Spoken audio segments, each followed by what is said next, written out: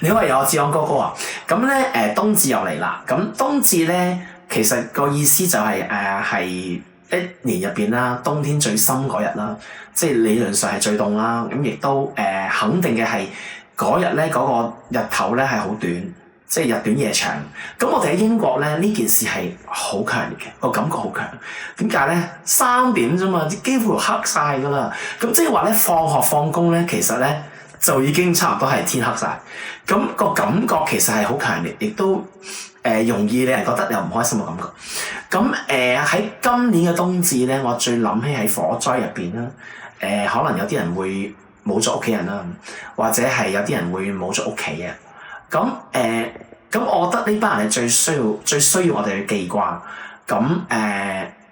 我好想同呢班朋友講聲就係，就算喺火災入邊可能發生過啲咩事都好啦，其實香港人就係你嘅家人。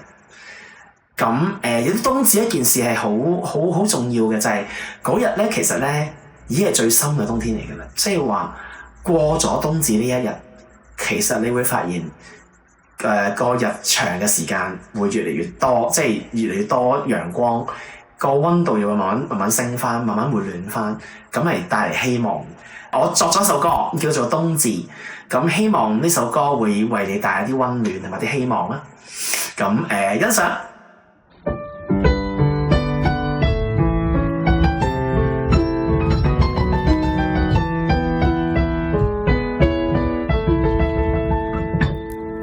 冬至四周冰涼，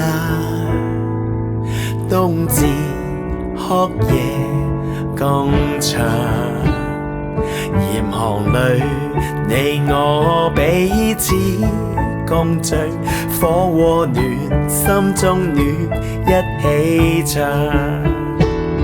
寒冷漆黑或許太長，心中暖，更光更亮。我奉上湯圓，來比心中願，傳承故事永沒說得完。